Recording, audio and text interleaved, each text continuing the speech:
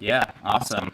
Let's go with Will Cole right under. Also, someone who's maybe not directly core developing, but doing some awesome stuff in the open source.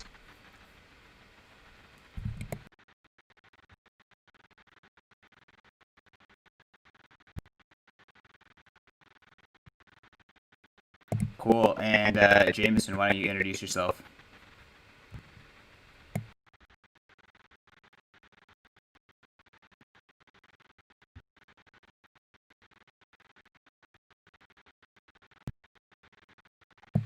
Amidi.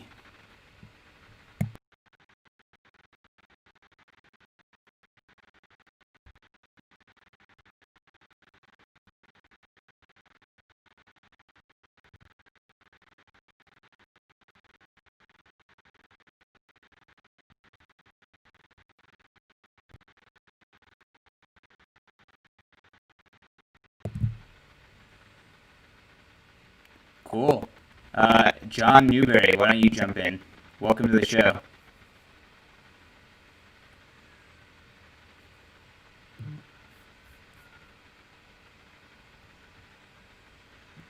Alex Gladstein, how's it going? How's your setup? You having some audio issues?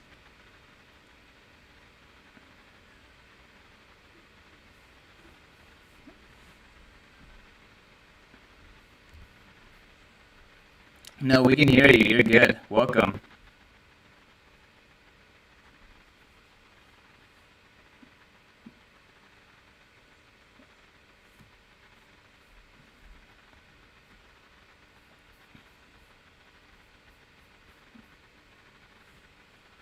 Amazing. All right, let's go with Luke. Luke Dash Jr., welcome to the show. We're really excited to have you.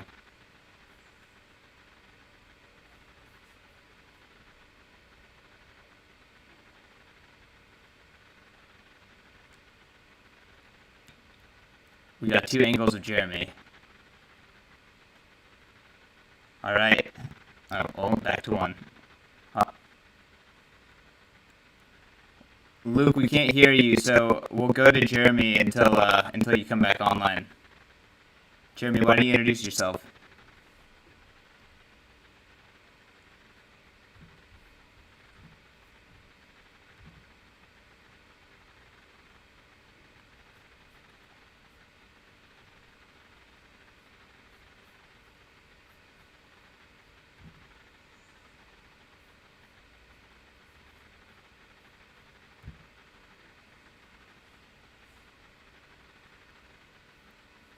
Very cool.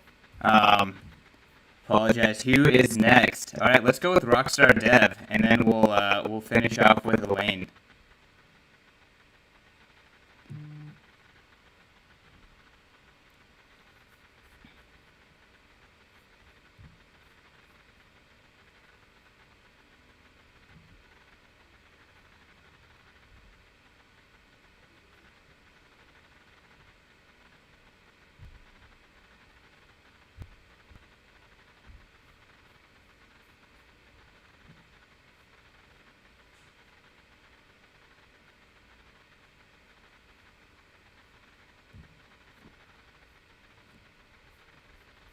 Very cool. And then Elaine, why don't you introduce yourself? You've been making a big splash on the open source scene.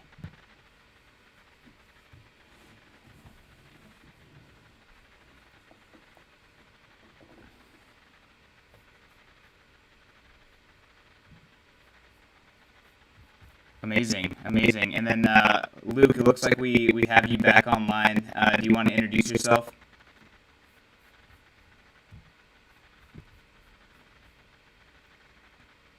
It says audio's fine, but it's not working. Well, you're muted right now.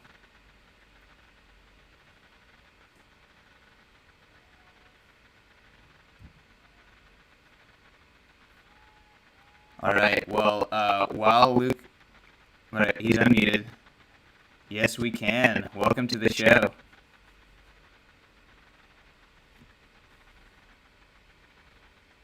Oh, now you're back to muted. All right. Well, thanks for joining, Luke. All right. Before we start.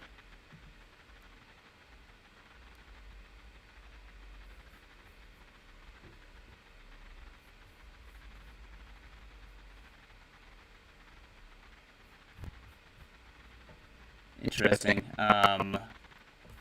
It says on OBS it's going out. I can try to restart the stream. So if you guys just want to hang in for 1 second, let me restart this. It was real pain. Yeah, I hear you, man. My background. Look at the Area Fighter. Yeah, I hear you, man. My background. Look at the Area Fighter. You pay Yeah, for I hear you, man. video. My background. Look at the Area Fighter. You pay Yeah, I for hear you, man. video. My background. Look at the Area Fighter. You pay Yeah, I for hear you, man. video. My background. Look at the Area Fighter. You pay I for hear you, man. My background. Back in action. Not for look. All right, guys. Well, let's go to the next stage. Thank you for that heads up, Rockstar audience. Please let us know if the audio stopped working. It looks like it's fixed. Let's go. So really quick, guys, drinks in quarantine. We're going to go through 2 segments, bearish or bullish, and then topics. But we have some drinking rules. So the drinking rules are, first, you cannot say the word commit. You cannot say the word BIP. And you cannot say the word drink. If you say any of those, you must drink. And the whole point is to make you to drink. So it's supposed to be hard. But until then, I'll drink to that. Why don't we start off by talking about some exciting news? It seems as though funding Bitcoin developers is the new hottest thing today. It seems like just yesterday everyone was complaining about how impossible it was to fund developers, and now for better or for worse, it seems like big grants are coming out on a weekly basis. I guess Elaine, do you want to just jump right in and what's the change of attitude, and why do you think companies all of a sudden are really kind of stepping into this?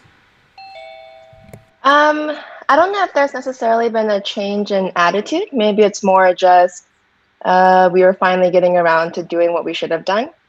I think it's finally getting around. It's good, actually, that it's happening now. And I actually don't find it super surprising that, when the world itself is imploding and everything else seems to be going poorly, that the crypto ecosystem is resilient and we're banding together and focusing on the foundations. Was this your guys' first grant? No, this is our 3rd grant. So we started with Fabian Jar, who also did the chain code residency. And then we had a grant for BTC Pay and then also a meaty. Right. And I guess talking about big recipients of grants, why don't we jump to Rockstar Dev? It's been amazing seeing BTC Pay get built out and lots of people starting to use it and embracing it. Can you kind of talk about that ride of grinding it out through the early days and then getting to this point where BTC Pay is seen as a staple? Sure, man. But for me, really, the biggest grind was when we were starting this funding initiatives, because initially I was the one doing the most. I took it upon myself to talk with a lot of companies. But what I realized during the process is that it's all about relationships, really, because it's people having the trust in you that, and actually enjoying what you're doing. As for the grind before that, when it comes to development, man, I can't call it grind because we had so much fun, and regardless of having money or not having money, it was great working with Nicholas, Cooks, and Pavle. Initially I came on the project just to work with Nicholas, man. It's code together because I feel sad when I see single coders, especially ones that are so great like Nicholas. And then when I joined in, I was really focused on getting more people around him. That was pretty much what I was focused on. Funding, not so much, because at the end of the day, developer like Nicholas, especially in the US, can command easily 150K, 200K a year. Me, same, I've been on multiple startups, raised 2 million round, 3 million round. So I understood from the start that funds will come eventually if what we are doing is valuable. And like just that transition period to where we started the effort until the current situation, it's been a little bit of struggle. Everything else has been amazing, and I'm just so thankful to be here after everything that happened, and that also that community celebrates it so much, because in the end we wouldn't be here if it wasn't for community, man.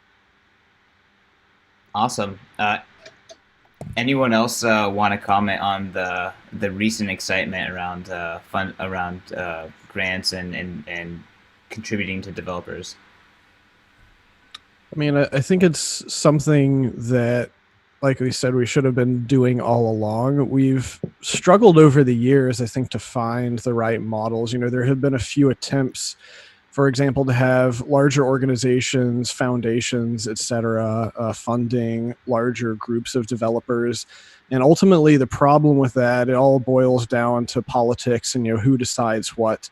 And if we're going to keep this decentralized, if we're going to keep the whole process organic, then I think it basically needs to come down to individuals or individual companies funding 1-2 devs here and there, so that we don't have too many people who are being funded by a single organization that may have its own perspectives or conflicts or whatnot. And I actually think that from an individual perspective, a few years ago, I actually looked into trying to find a way to create an organization that people could donate money to in a nonprofit, tax deductible type of way. And it turns out that about 10 years ago in America, the IRS really clamped down on that. And it was really a non-starter from a legal perspective, because I had been talking to a lot of OG Bitcoiners who, they wanted to have some sort of charitable organization that they could give, Bitcoin directly to, so that they didn't have to worry about getting taxed on it, and then have that sort of go back into the ecosystem.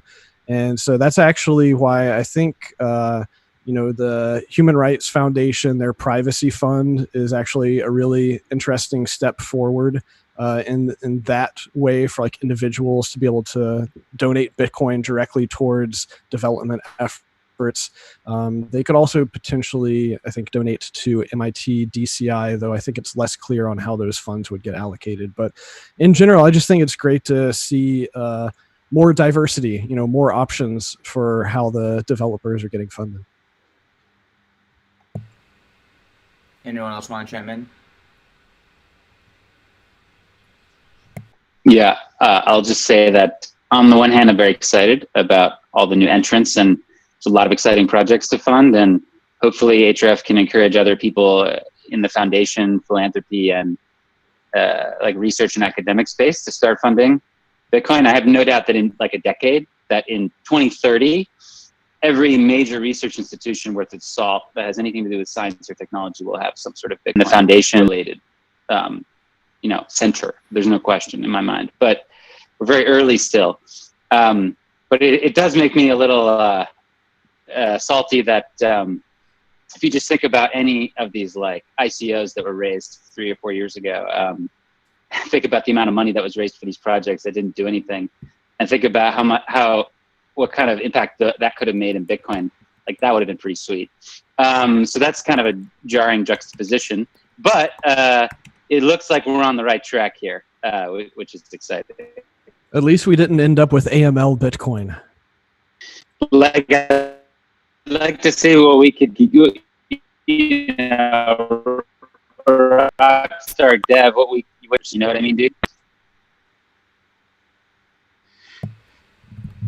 So I guess this isn't any fun if there's no, tension or disagreement. So I want to push back on what Jameson said a little bit, which is that it's good to have like solo funding of developers, like, I don't know, like small pockets, so that nobody has like any control. I think that that's actually kind of an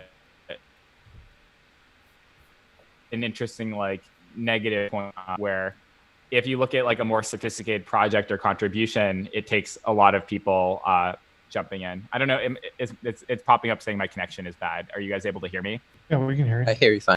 Okay, cool. So yeah, I mean, I definitely see the value in sort of like, oh, we just have like all these sort of like, independent monoliths like doing their thing. But when people are able to work together and have like a little bit more structure, I think we've seen some of the most impactful projects in the space come out. For example, like Lightning Labs is an example where an actual like pretty sizable number of people are working on a project together within a single corporate entity, and there are a couple corporate entities working on that.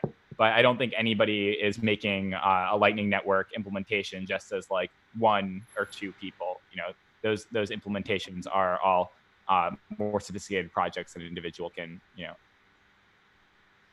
Well, wouldn't the counter example be Bitcoin Core, which is a very sizable project funded by small pockets of individual contributors? I mean, it's a counterexample insofar as like it exists, so it's an existential like yes, that exists, but like Bitcoin Core looks like a specific version of Bitcoin Core, and it could look different or maybe even better if you had dedicated and sort of like aligned resources. One of the things that I've been working on recently, and I can give Async a shout out, is trying to get some resources together to work specifically on improving the mempool, because everybody is spinning, in the Lightning Network and in other smart contracting things with like how bad the mempool is for smart contracting and programming against, and all the attack vectors that are opened up. And there's no like, there's no like team of people who are dedicating resources full time to fixing the mempool. It's sort of like, loosey goosey, whoever is willing to chip in on bits and pieces here and there. So I think that that's an example of something where you could have like a team that is like actually just working on, making a better mempool for Bitcoin. And then that would be different than how Bitcoin Core works today. And I think in many ways better. Yeah, I mean, if I could jump in and just give you a little bit of background on the way we think about the funding is, I think it's actually two issues, right? One is the centralization of funding, and the other is kind of the continued open source and decentralized nature of the actual technical work, right? So I think those can actually be separated to ensure that the work that's being done just remains and continues to remain open source, free, and very kind of sticking to the ethos of Bitcoin. And one thing that we've done, and we're very kind of clear and specific about this, is with our grant, I mean, it's no strings attached, right? Like we grant the money because we are investing in the developer and wanting to ensure that the work continues. But we don't necessarily have expectations that they do a certain thing or that the work they do contributes to our own business needs, right? That's not what we're in it for.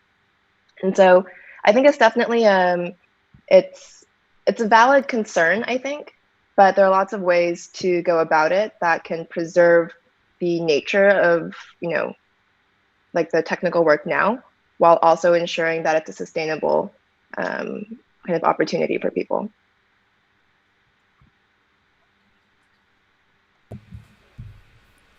Cool. Feel like we are ready for our next segment. So this segment is bearish or bullish. So the first topic is bounties with goal, like organizing bounties around projects or goals rather than like funding specifically a developer or a group. I know, Jeremy, you've had ideas around this, around like funding a specific effort. You want to jump in on bearish or bullish on bounties? Well, I am definitely bullish on it because that's what I'm trying to do. So there's that effort, but it's a difficult struggle. So there's an element of bearish of like, is this really going to work out? But yeah, I'll go overall bullish. I think funding individuals is really fantastic, and it is sort of one concrete step to be like, this is a great person, let's support them. But it's another thing to say like, this is like a direction that we want Bitcoin to go, and we're going to fund that direction, whether or not it's this person. That I think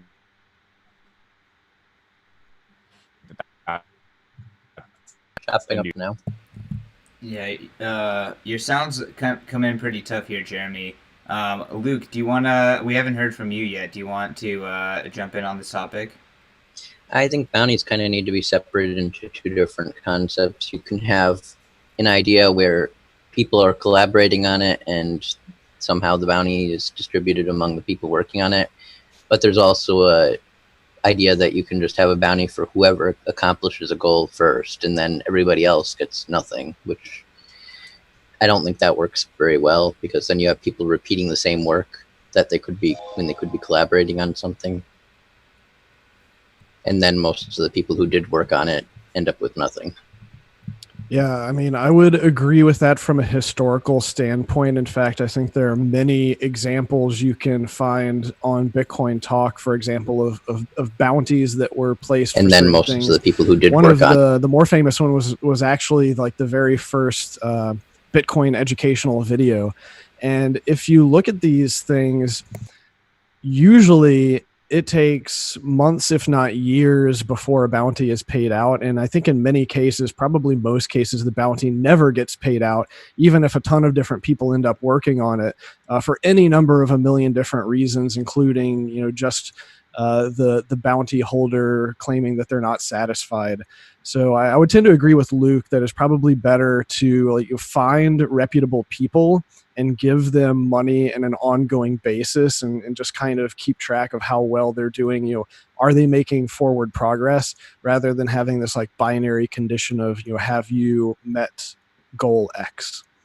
And even if you're doing it that way, you can still say that you want to be funding a specific goal and, negotiate that with the developer up front.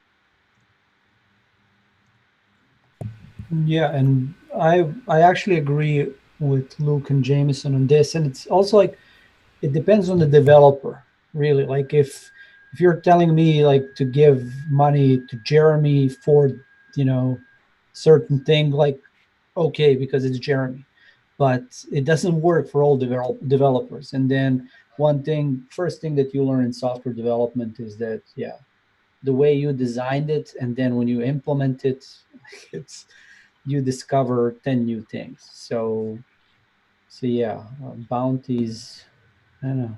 So one thing that's kind of cool is somebody issued me a considerable but not like gigantic bounty for BIP 119. Now I have to take a drink. But for the technique, like getting out there, and it doesn't really matter if it's my opcode or another one. It's just like that type of thing is able to be done.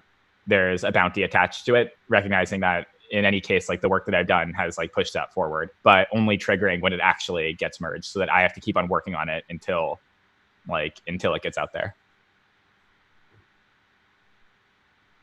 I'm definitely a bigger fan of the sort of no strings attached type of funding that Elaine talked about. It's simply, the bounties could very well be great, but I think there's a potential for like a corrupting influence here. If the amount of dollars going in towards bounties, far surpasses, individual funding type of efforts, then, the centralization of where those dollars are coming from and what specific features they're asking for is potentially problematic. Well, bounties can also be funded by a collection of people, so correct. It's not necessarily a big single entity funding these things. Yeah, I'd agree with that, and I think that in that case it would worry me less. The idea around bounties to some extent worry me if they're coming from particular institutions with particular goals for what they want to happen on the protocol. It's not saying that all bounties would be like that, but at least the potential for it would worry me a little bit. Keep in mind that a no strings attached is essentially saying the developer is deciding what he works on. I don't know if that's any better necessarily than a group of non-developers deciding what the developer they're funding works on. Yeah, I think the example I'm thinking of here is if there were a big bounty on a particular project that required a lot of resources behind it, right? And that one institution or a very few number of institutions were collecting a lot of the goodwill in the community and the talent in the community to fund those types of efforts. I'll just say that bounty aside, the tactic of having a fund and having people apply for like grants, like in an open way, has been very, very interesting. We've received a lot of really intriguing project ideas, which we'll announce in August. But I think it kind of has brought ideas onto our radar that we hadn't even thought were even possible, or that people were interested in working on. So I think in addition to like discretionary grants given by corporations, I think the idea of having application processes and competitions is not maybe for one goal in particular. Like, hey, anything that will improve Bitcoin privacy, send us all your ideas, has been a very instructive experience so far. I'll put it that way. I would agree. I definitely don't think that I would do well under a bounty model. And I think that Bitcoin Core is a very hard project to develop with having specific goals, because a lot of it relies on getting agreement from the community in different ways. And if you're trying to propose a project, it's very much a proposal. Other people could disagree, things could come up. And it's just a very complex space, so it's hard to exactly spec out what is required ahead of time and know how long it's going to take. And so I think that having bounties create a very different incentive model, and I feel really grateful to be sponsored to spend time learning the code. And I think the main thing that I spend my time on is trying to understand why things are the way they are. And well, first, what is the way they are, but then the context of why they're that way and all of the different threat models, security models, etc.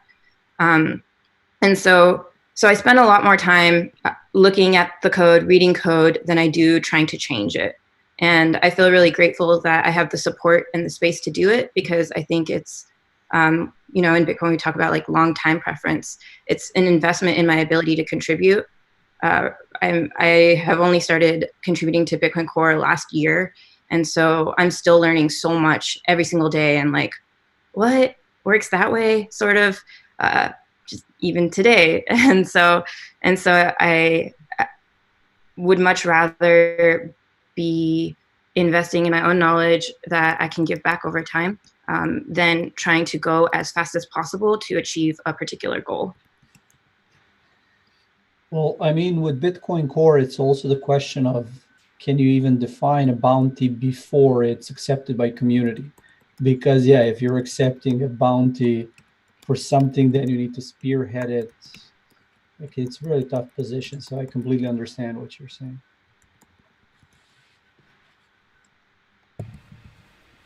Steve, I haven't heard anything from you regarding bounties. Do you have any thoughts here?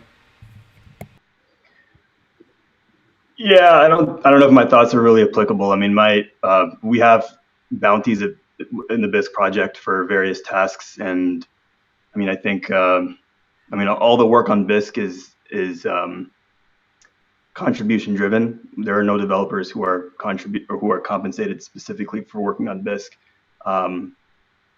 in a continuous fashion. It's always contribution driven. So I don't really have much perspective on this. Everything in my world is basically bounty driven. I think it's pretty clear that bounties make sense at the application level. You know, if you want a very specific bounty for a specific feature to bolt onto an application, that's fine. You don't have to get consensus from anyone to do it. And at the protocol level, perhaps instead the goal should just be to develop and mature more Bitcoin wizards. I think also this brings up a interesting point, which I just want to make sure that there's like two different discussions that we're having. One is at the like people who have money layer, and one is at the people who need money layer. And at the people who need money layer, beggars can't be choosers. Like, if somebody's offering me a bounty for something, I'm not going to quibble, be like, well, actually, it would be more aligned for me to incentivize research and development in a more general sense. No, like, it's like, yes, I'll do that. Like, you know, like, it's like, you know, very hand to mouth, at least in my experience. And so I think that there's maybe that places an incumbent burden, I think, as Will spoke on earlier, that like oh, maybe we really want things to be like more at the developer discretion, no strings. If you want that to be the case, you need to be providing enough funding to drive out such that nobody would necessarily need to be looking for something bounty driven or something more directed. And that's like the job of the people, who have funding, that are able to direct it.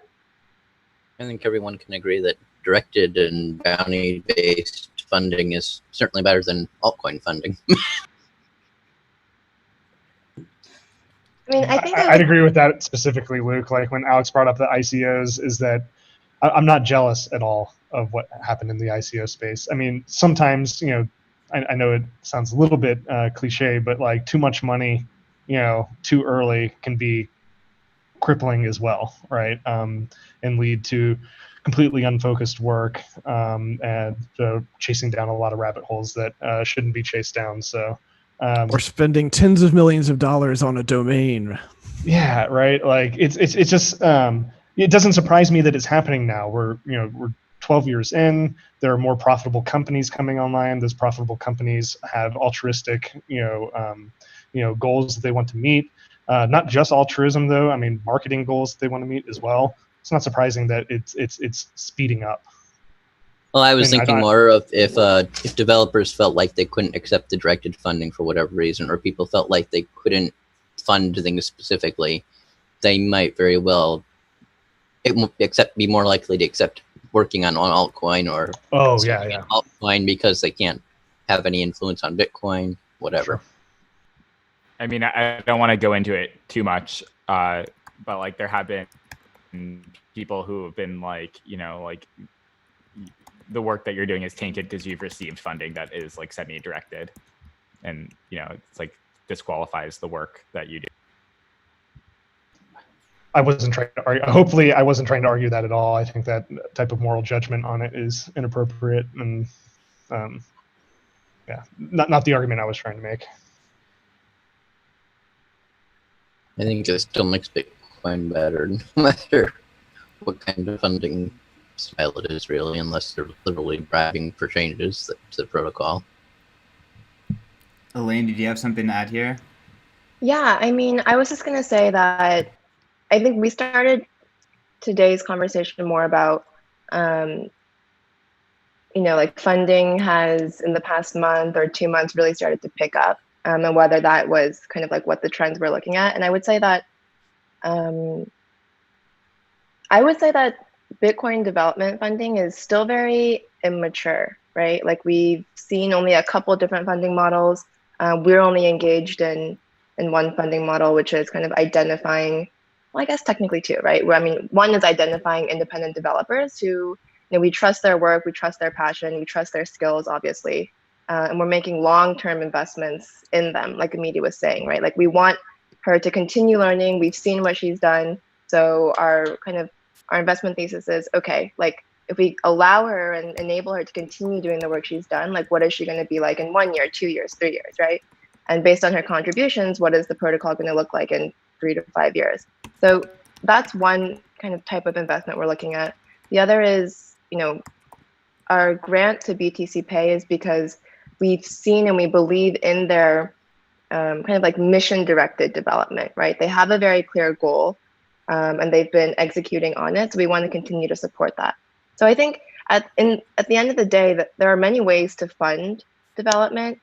I agree that bounty-driven development can be very useful in some cases, and I don't think it's necessarily a knock on the type of development or the contribution. But I would say like the entire the entire developer funding space is still young. There can be a lot more money in it. And I think that moving forward, we'll continue to see different models of how funding is generated. Awesome. Really quick, would love to encourage you guys to give this a share. Let's pump up the people inside YouTube. The next topic here is crowdfunding for Bitcoin. I want to direct this one to Luke. I was reminded recently that you have a Patreon, so curious how Patreon's been working for you and what your overall impressions on crowdfunding for like this kind of development. Not so great, but it's better than nothing. Are you bearish or bullish in general on the idea of crowdfunding for Bitcoin development? I think the idea has a lot of potential. I think part of the problem is that Patreon and current solutions are mainly fiat based, which maybe more people would be more interested in using Bitcoin to fund development. I'm not sure, but I think if there was a way to subscribe, like in your Bitcoin wallet, just open a link to subscribe to a developer. It might help, might not. I don't know.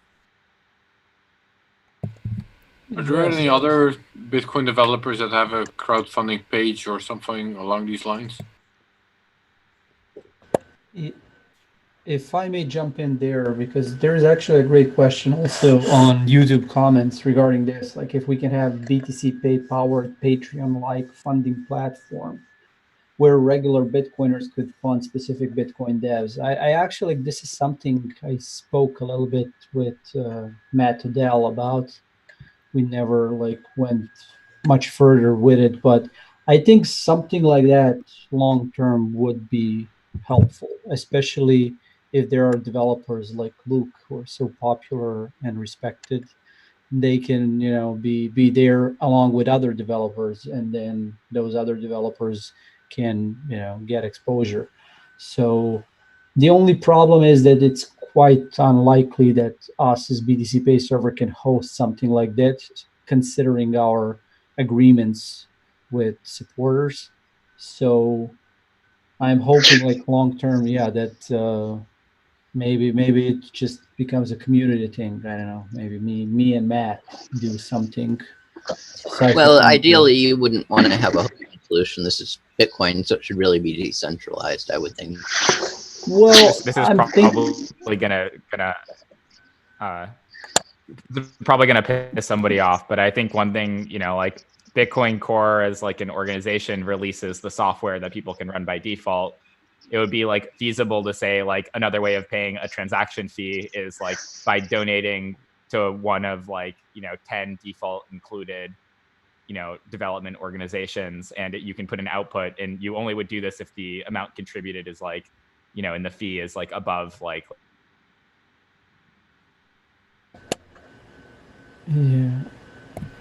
I lost Jeremy again. Yes, Zoom is censoring him on his idea. I suspect it would probably work better if the funding was all Lightning based. Hey, Jamie, could you give us the 5-minute pitch on that again one more time?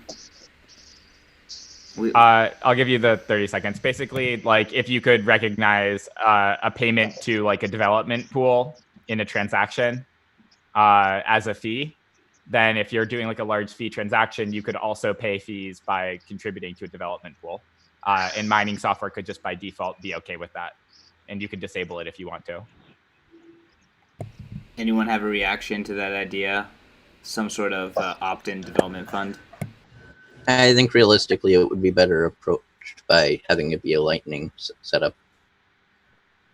My approach was like doing it separately as some kind of application layer. Everybody on their own layer, man, it seems. I mean, there's no reason you have to make it part of a transaction that you're sending. It's not going to bribe the miners to confirm your transaction better. I think the reason why I'm saying this is like the simplest thing that you could integrate into existing wallets, which is just like sometimes attach like another output that pays to one of these, and you can do that as an alternative to like fees. Whereas like saying to somebody like, yes, now all you need to do to like get the miners to count this as being a fee is have a Lightning layer. Like that's probably not gonna that's way too much complexity to build in. I'm just saying it doesn't have to be tied to that transaction. You could have that abstracted within your wallet. And then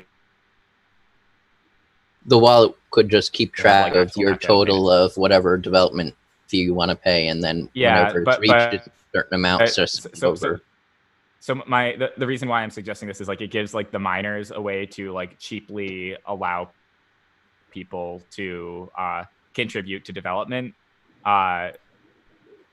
Like by like substituting fee for this, whereas saying like you also have to additionally have like a Lightning wallet, then the miner is like you are paying 2 extra costs, right? You're paying the transaction fee and the contribution. So this allows you to substitute some of your fee spend on a development spend, which miners should, like, you know, somewhat rationally be okay with. I think the last few years have proven miners don't really care about Bitcoin's well-being. That's a bold statement. Maybe they What just if don't we care just about tax governance. the miners? I heard that, you know, there are some proposals for taxing miners on certain networks, and, you know, maybe we could just take some money from them and redistribute it. So I guess let's kind of pivot a little bit to like a central dev fund. Like I think the biggest issue is who allocates the money. Like that's kind of what's the big crux of that. Like, do you have any thoughts there? Well, I just wanted to say that first of all, the limitation Jameson spoke of is actually a pretty big deal, at least in America. That I mean, your incentive to donate if you're not going to get a tax write-off is vastly minimized. So hopefully there can be more outlets for people to donate in that way that they can get a benefit from. The second thing is, it just seems like inevitable that we're heading in a direction where there's going to be this sort of Twitch-like interactivity between people and their favorite devs, and they'll be able to donate directly to them. And it's going to be gamified. I mean, it's going to take a long time. I don't know if it's going to happen in the next couple of years, but it seems quite clear to me that in the future, there's going to be like celebrity devs that people like, and then each one will have like a cause attached to it, and there's going to be little camps, and there's going to be different devs, and people will donate to them, and it'll become kind of like celebrities. It just seems like what's going to happen in the far future. You think that might make it harder for new developers to get into development? If we take lessons from Twitch, not at all. I mean, new Twitch stars come out, you know, every couple months, right? So, you know, we could be optimistic there. It's like something that like 40% of like Americans between the age of 14 and 19 use every day to watch other people play video games and issue political commentary and do other activities. And I think that that's a model that eventually probably will carry over to Bitcoin development. We could watch people write Bitcoin code. I think, doesn't Andrew Chow do live streaming of Bitcoin coding?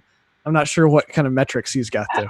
I mean, there's a culture of watching other people eat in Korea, which is really popular. So I could imagine that this is at least as interesting, but who knows? Did anyone here ever watch someone eat? No. Me, man. And I understand, like, I'll carry the load on this one. I'll be a rock star streamer, you know. But I just wanted to show the model that we actually have with BTC-based server, where, you know, all the contributors, they are able to do PR, and then, you know, you like Cooks and his hair, like, you can click there and it goes to his own BTC-based server. So you can like donate, and it actually works quite well. So I don't know. We'll see out of all this talk what will happen in the future. Anyone have any last thoughts on the centralized dev fund and or crowdfunding? I guess I could jump in here. I mean, for BISC, the BISC DAO is the mechanism whereby BISC funds and governs itself, and a core reason for its whole existence is to avoid a centralized dev fund.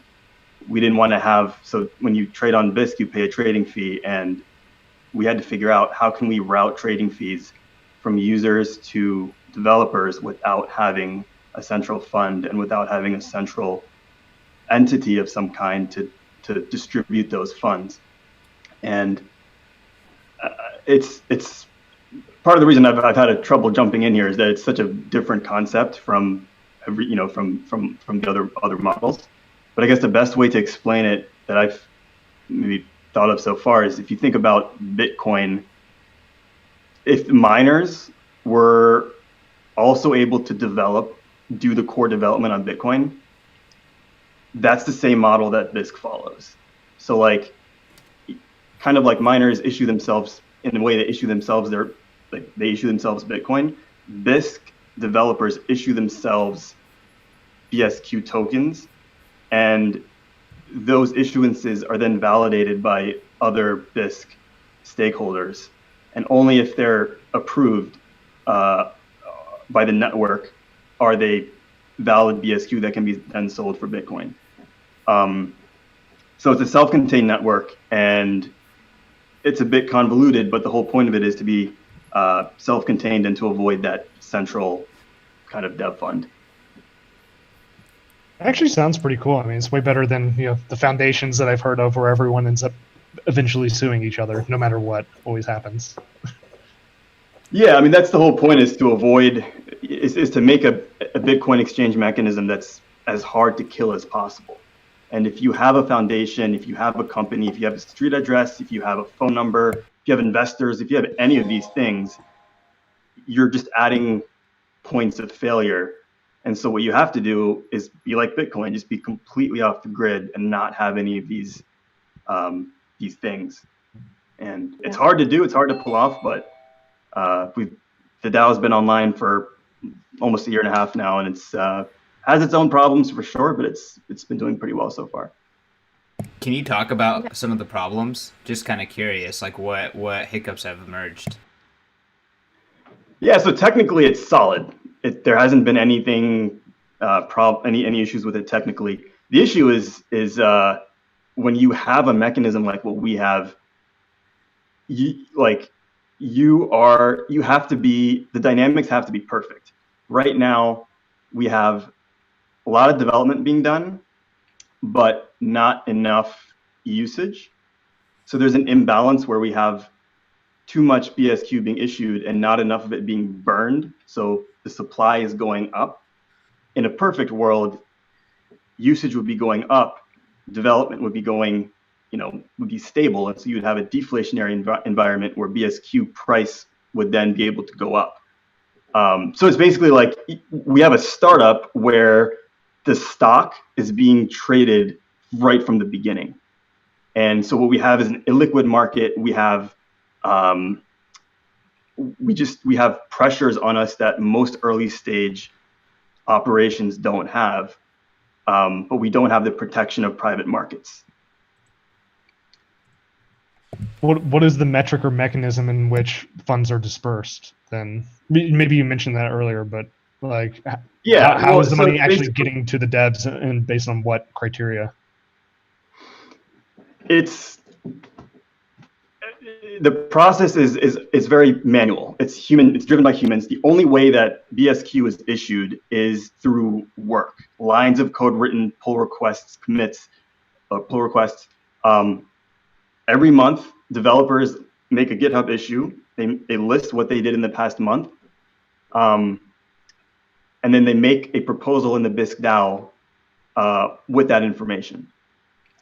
That is actually a Bitcoin transaction, and that transaction is also an issuance of BSQ to themselves.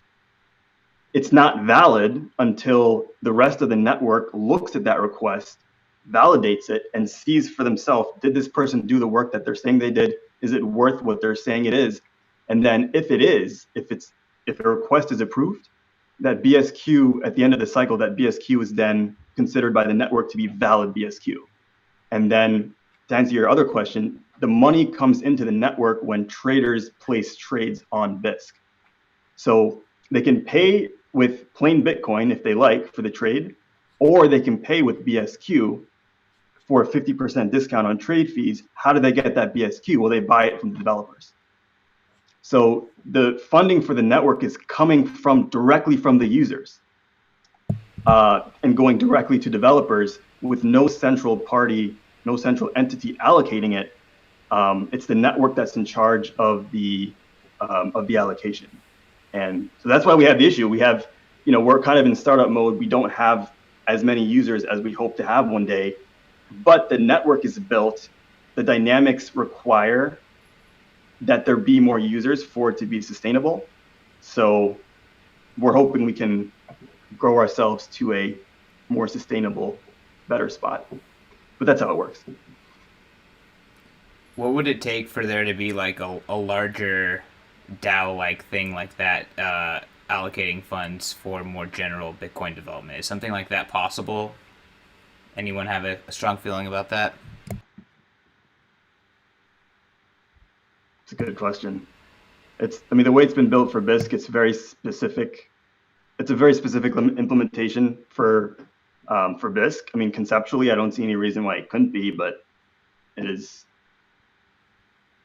hard to say. I'm naive on the subject, but every DAO seems to get the O part right, but they're usually missing the A or the D, one or the other. So I guess that's a bearish, until proven otherwise. Sure. All right, well, let's go to the next topic. We got bearish or bullish on nonprofits involved in Bitcoin development. I think it makes sense to go to Alex, seeing as though he just formed a nonprofit for Bitcoin development. I can't imagine you're bearish, but yeah, I'll give you the floor. Well, I'm bullish that we can do something about it, but I'm actually bearish that there'll be many others following in the near future. Unfortunately, I think there's a huge gap of misunderstanding about Bitcoin among most nonprofit organizations, whether it's in the privacy space or the human rights space or the humanitarian space.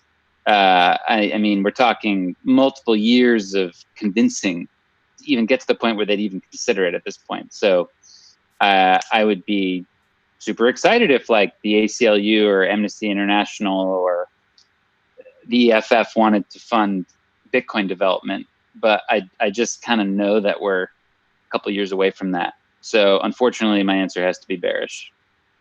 What are the misconceptions you're seeing with these organizations? That's what we're not even to the misconception stage yet. We're just to the stage of they'd be like, "What are you talking about? You're crazy." Like that's so off the radar, off the farm, off the ranch. Like that's not even close to something that we would consider. They have to actually understand that Bitcoin's a tool for human rights first before they would even consider that. So that's on people to convince them that that's the case.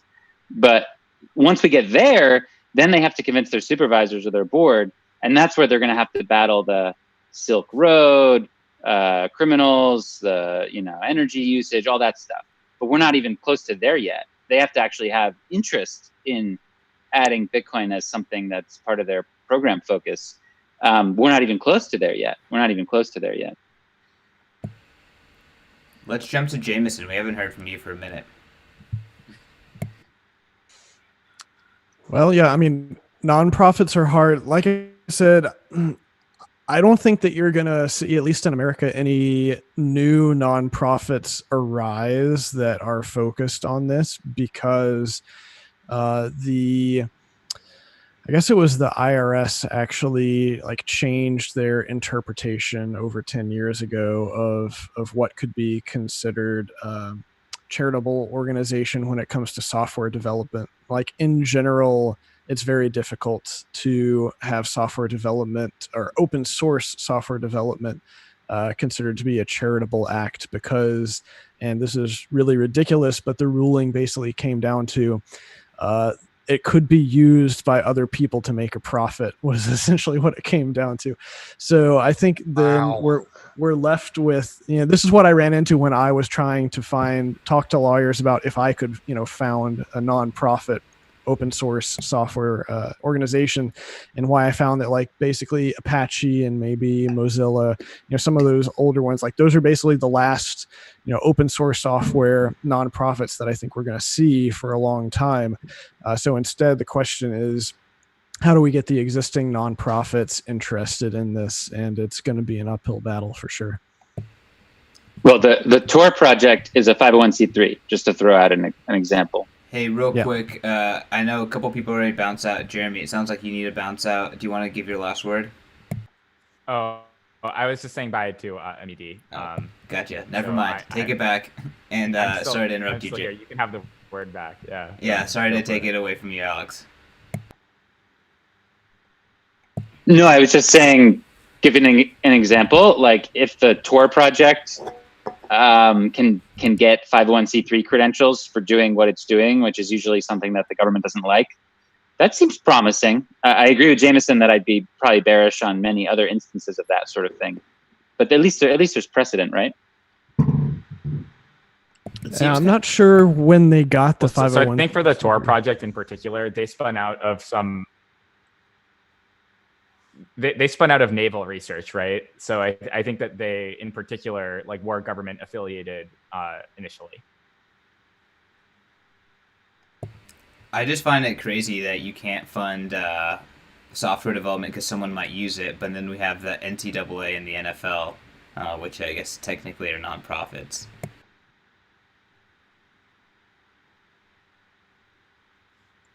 Yeah, I mean, in theory, like if you were to plant a tree on the sidewalk and somebody might sit in the shade and enjoy it, like that might not be, you can't have a nonprofit that plants trees. That's some of the like doctrine people have tried to, draw a comparison to, because obviously we have nonprofits that plant trees, but the IRS is like not really, they operate in like a pretty like gray area, when you're dealing with that.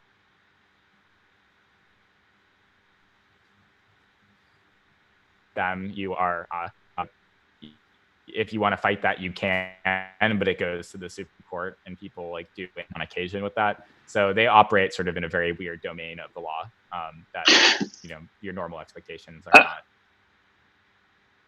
I would say it's also cultural. So, for example, in Hong Kong, the second largest protest support organization that's like giving like medical and legal assistance to the pro-democracy protesters got its bank account frozen by HSBC, right? So there's like 9 million Hong Kong dollars sitting in this account. And that's now a big issue in Hong Kong.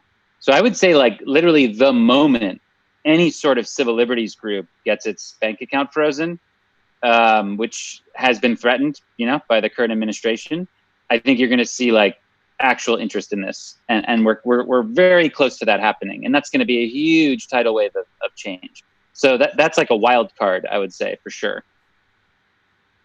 So Trump 2020.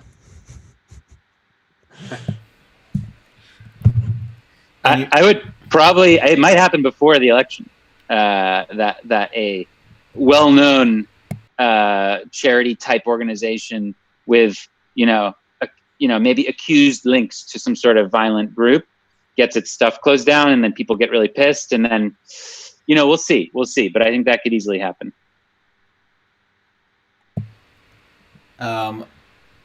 Rockstar, why don't you jump in? I guess, how does the BTC Pay Foundation work? Is there any tax benefit of donating to BTC Pay? Well, man, we went through so many iterations to get to the current model, and actually foundation right now is outside of US. We moved to Japan, and Japan has interesting structures, but the big problem there is getting bank like support from bank, and luckily nothing that few contacts can solve. So eventually we did solve it.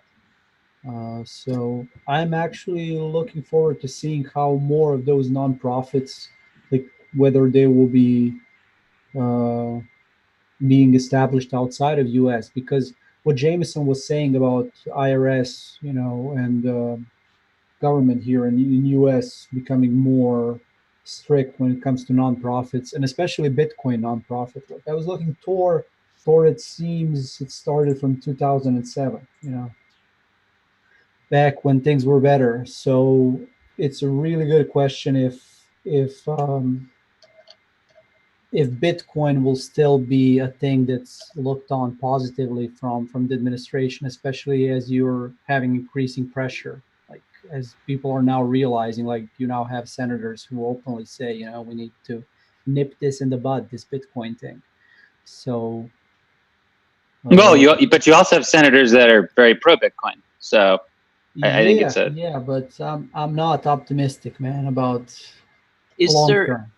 is there any kind of foreign nonprofit that Americans can give to and get the tax write-off?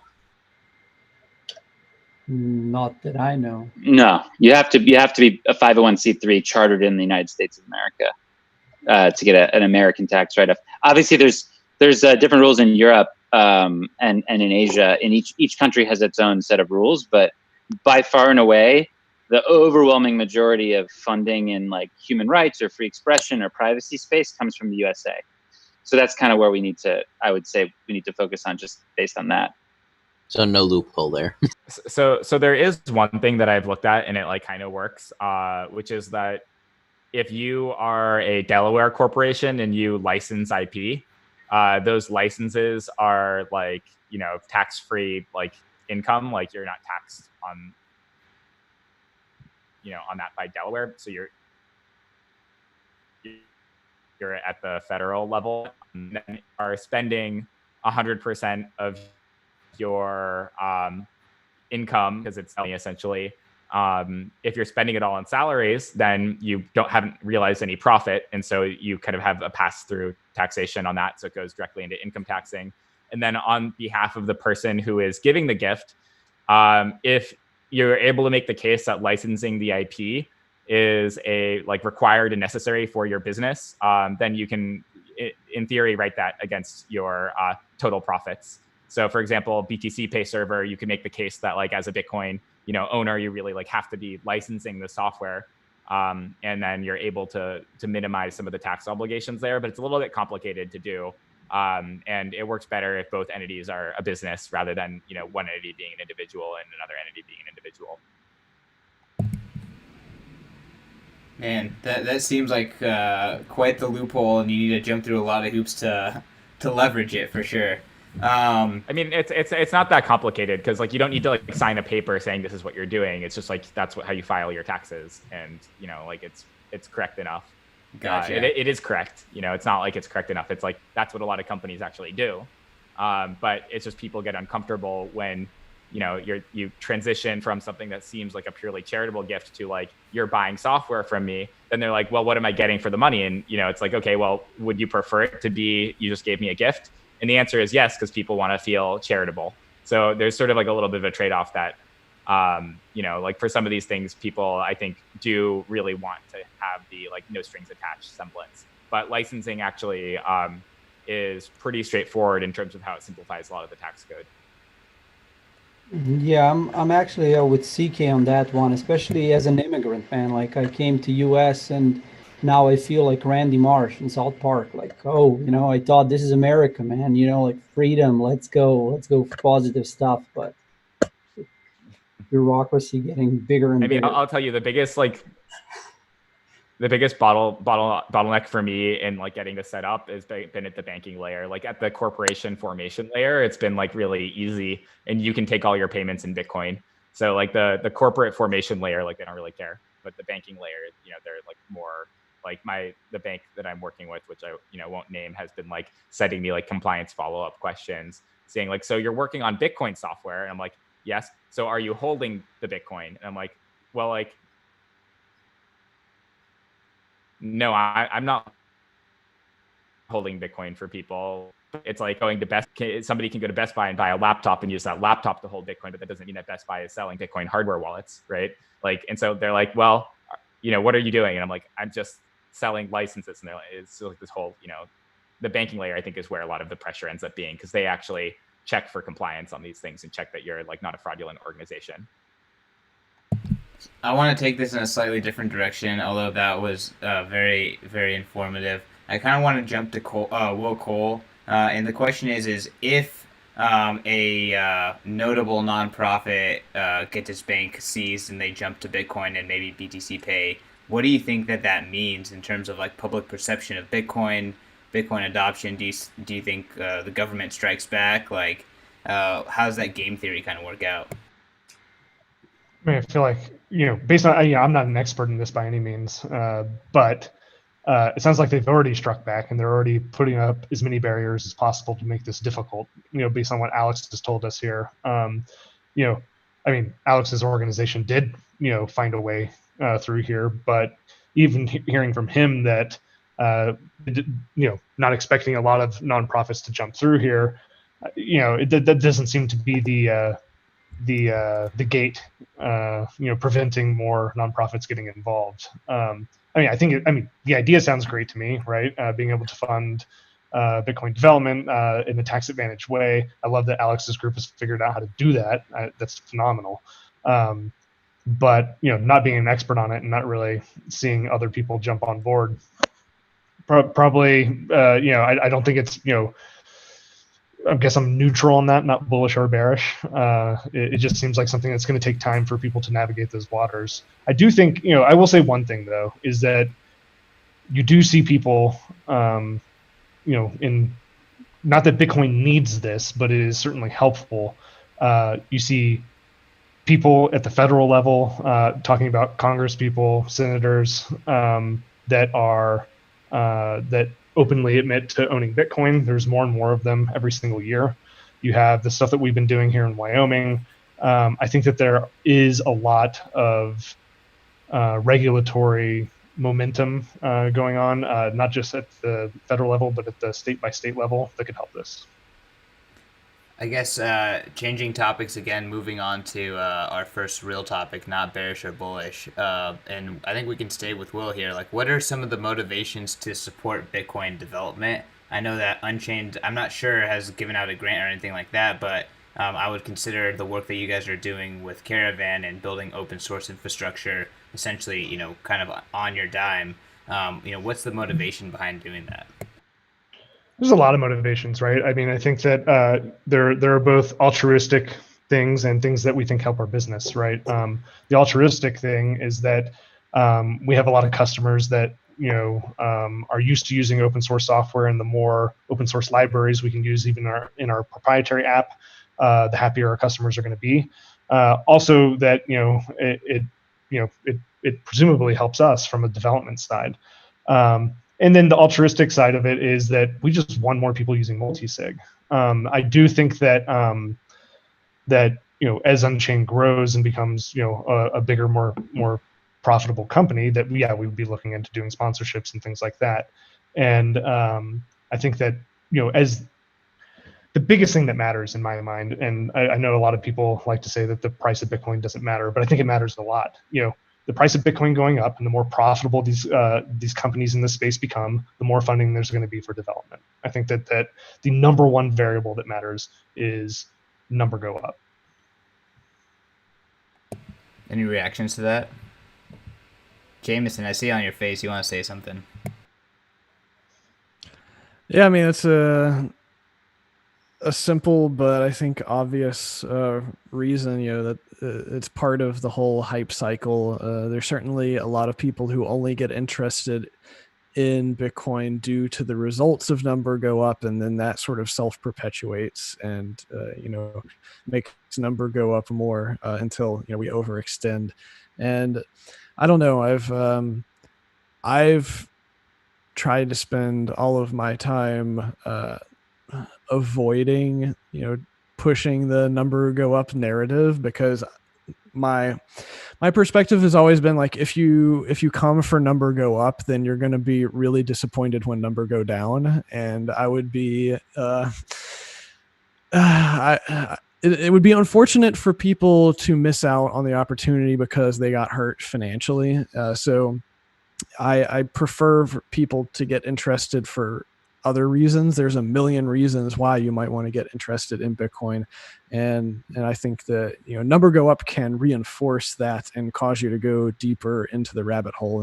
And there's certainly plenty of people who come in because of the price, and then they end up, forging their own path and getting interested in the long term for other reasons. But it's, I don't know, it's kind of a weird topic for me that I try not to spend too much time on, and I try not to hype too much on the whole good investment aspect. But there's no denying that is one of like the strongest, most compelling reasons for someone to actually hold Bitcoin. And I mean, it is one of the original reasons why I got some in the first place. Is just I felt like it was a hedge against a lot of things in the world that I had no control over.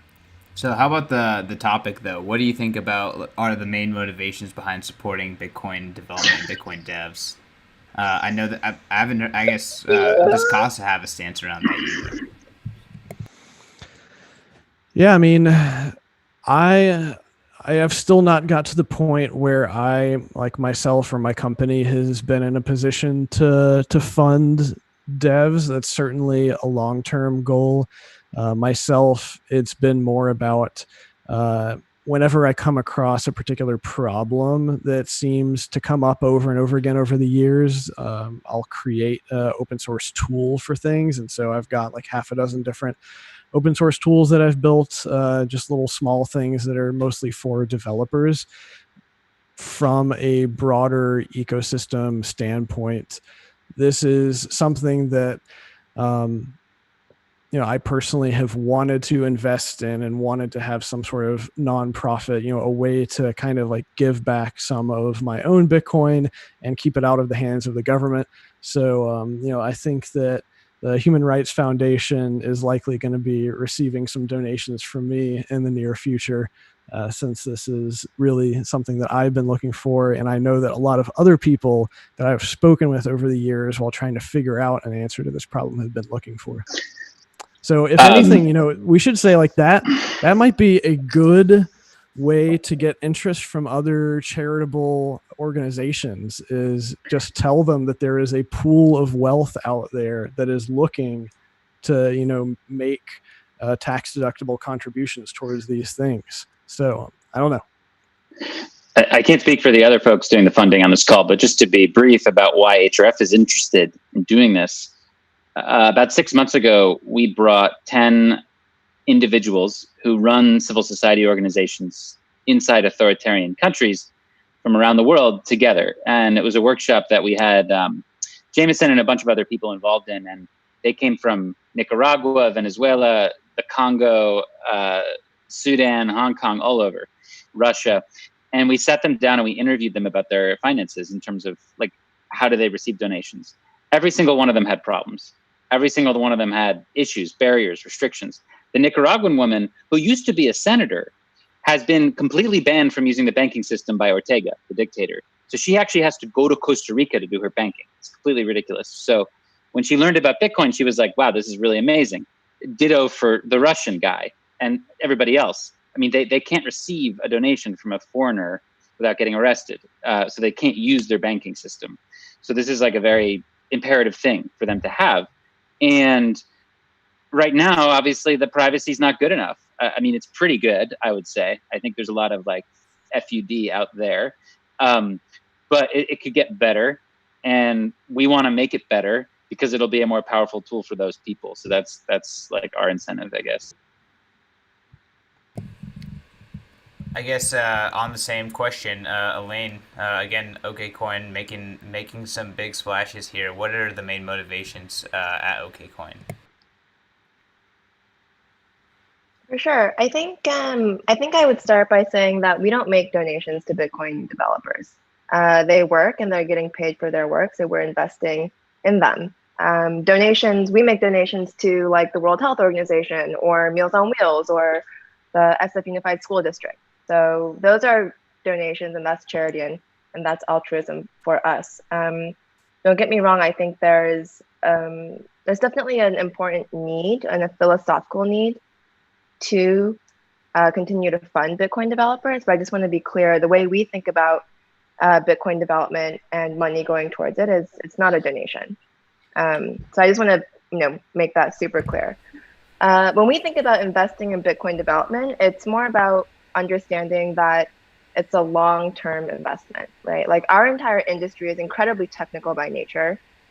We are founded and continue to exist based on the sole kind of quality of the technology, right? Without that, then everything that we do is inherently at risk. So for us, investing in Bitcoin development is a long-term play to ensure that the work we do is something that continues to push and sustain not only the existing development that's happening, but accelerates the pace, right? Like we're not funding developers to just continue chugging along. Like we want to see the industry grow and accelerate and improve. So for us, we're looking at investing in either individual developers or organizations that have a specific purpose to ensure that it continues. So overall, I guess, long story short, it's a long-term investment that obviously has positive kind of philosophical and ecosystem net good to it. But it is, in fact, an investment. I would like to hear from one of the developers, Luke, Rockstar, or Jeremy, about what Elaine just said of like more, I guess, OKCoin's attitude towards investing in developers and investing in work. How do you feel about like that attitude versus other people's attitudes towards either donating or investing? I agree. It's more of being paid for work rather than receiving donations. If you're not careful, then people will get the impression that it's obligatory to be funding development, which maybe not have a point to, but I don't know if that's really a message we want to push at this point.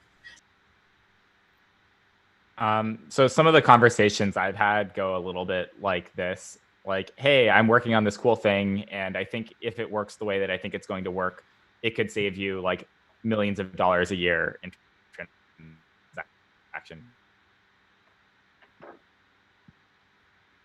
Yeah, big. Like I see, it's where we see how it works, but we stay away from Bitcoin development because we don't want it to get politicized against us, and we also think slowly, so maybe we'll afford it. And so it's just kind of like very abstracted away from like feeling like it's actually like an expense, even though there are real costs to some of these companies, like both in terms of transaction fees and also custody expense. Like people are building these bespoke custody solutions and having big teams to like manage wallet security. And so they don't really realize that like how much investing in like a commons layer solution for some of these things not only like pays directly into their like bottom line, but also like does improve the viability of Bitcoin overall. And I think it's interesting when you look at what some of the businesses have done as models where they can diversify into other coins. And it started seen as like an actually good diversification. But it's actually really low quality diversification because the other coins, like it's different mountains being climbed, but like none of the mountains are like, like there's no coin that's like authoritatively solving like custody problems, right? Like nobody's like made a coin that like specifically like, is like easier to hold. They're all really difficult to hold. They all have these scaling, issues. And if you really wanted to de-risk that as a business line, you'd be investing in bringing things as far as possible down the line so that this entire crypto industry like can survive. And some of the, some exchanges, I think maybe like River or Square as examples, have really set their sights that like they're only going to focus on Bitcoin. And I think that aligns incentives a little bit better on also having motive to further Bitcoin development, well down the line.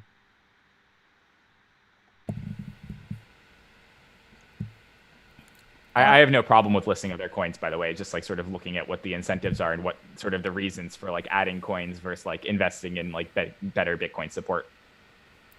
So, I mean, I guess I'll kick it back to Will. Will, I know you guys aren't really necessarily investing in outside developers, but you are investing in actually improving operations on the Bitcoin network. I'm sure that there's financial reasons for that. How big of, I guess you kind of discussed, there's multiple layers to why you guys are building Caravan, stuff like that. Some of it's internal, some of it's external. Like, what's the ratio there? Is it mostly, processes are just getting better internally, or, what's the main motivation? I mean, the main motivation, there's a couple things. I mean, some of it's specific to our business, right? We wanted to have a really seamless external recovery process for, customers that, rightly so would look at us and say, how can we minimize our trust with you, right? I think that's kind of a Bitcoin native thing to do.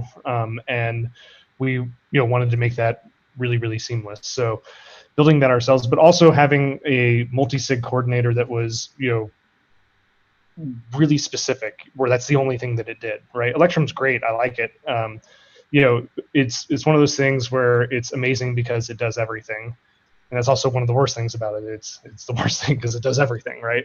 But it is awesome. We just wanted a very, very specific, really kind of dumb open source thing that initially our goal was just recovery from any other proprietary multi-sig wallets. In terms of our investment in it, I mean, for a company like us, it is significant, right? We're not a massive team or anything like that. And So I mean, anywhere, depends on, right this minute, it's not a huge investment for us, but go back 2 months and it might have been 25, 30% of, the work that we were doing was on that. The other thing though is that, like, the long-term play here is that we do think that the right thing to do is to get more people exposed to custodying their coins in multisig. That Bitcoin is somewhat unique in the fact that it has a native protocol way to do this, and that continuing to work on the UX and the tools available to do that is something that is long-term beneficial to Bitcoin. So yeah, there is altruism involved in it as well. And kind of also picking on something that Jeremy said, he said that maybe being Bitcoin only aligns incentives a little bit more along, developing the protocol. Jameson, do you have any thoughts about that, and how being Bitcoin only influences that for Casa? I could talk for an hour about that, though I might get in trouble. Suffice to say, like, I dealt with that directly when I was working at BitGo. I was there when BitGo went from a Bitcoin only to a trying to support everything in the top whatever of the market cap, and the cost is real. It is very difficult to really reason about the return on investment of weighing the technical debt that you're adding with all of these other protocols versus whatever extra revenue you're going to be bringing in. It certainly does make sense, I think, for exchanges to add that, because they're generally volume based. So you add more things that people can trade against, you get more volume, you get more fees.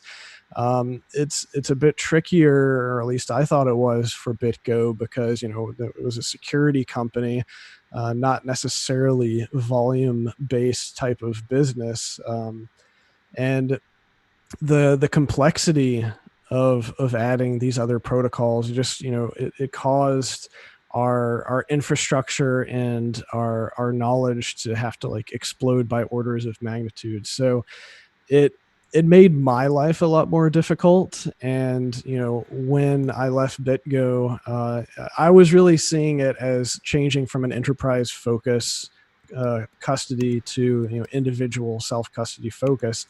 But I was very interested in maintaining a focus on Bitcoin for as long as possible. And, we certainly get the question on a regular basis, when are you going to add, X, Y, or Z? And I think my favorite response at this point is, as soon as we're done improving Bitcoin support as much as we can.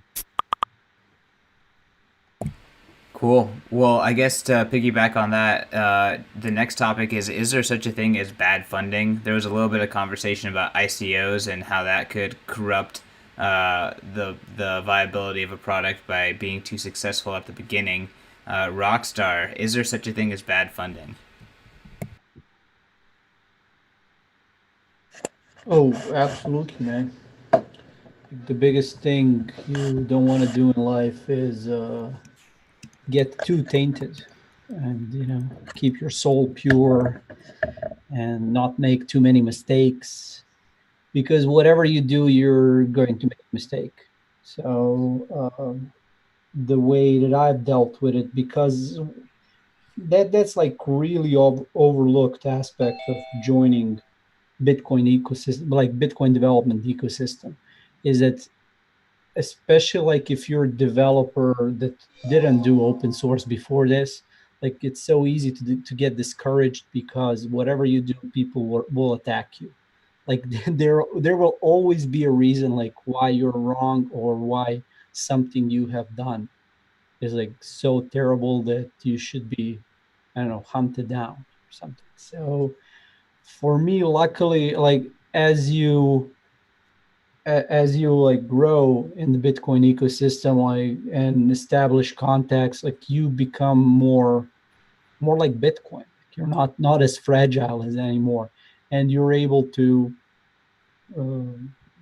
sustain attacks from different people, and also understand them. Maybe initially I was really like all the stuff that people were complaining about, I would immediately reject them. But as I, like kept developing on BTC Pay server, like now, even if somebody like attacks me, I try to see what is the good intention behind that attack.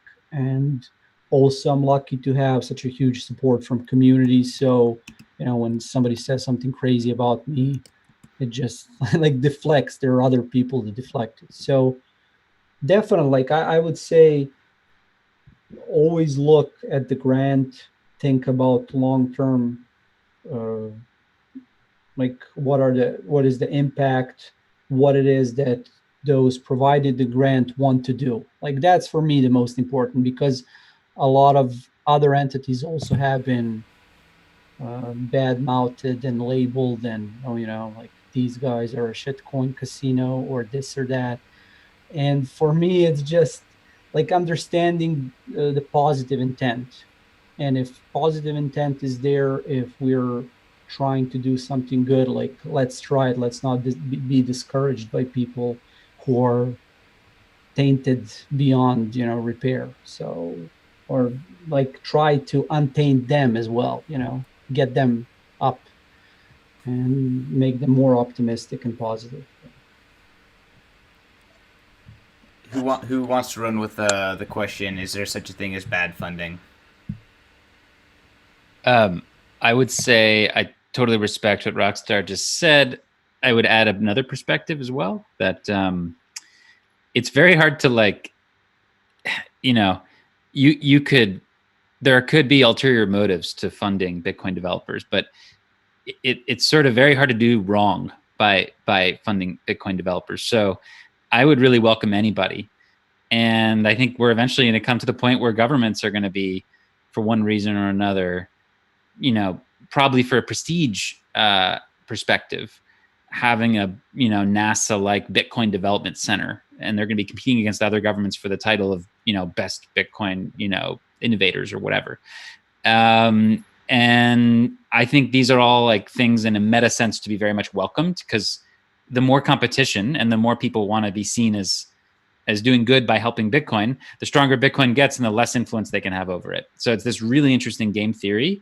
But of course, individuals, are probably going to not want to accept money from certain things. It's the same idea in human rights work as we see, like would an environmental company take money from Chevron, right? So some of them do, some of them don't. They argue about it all the time.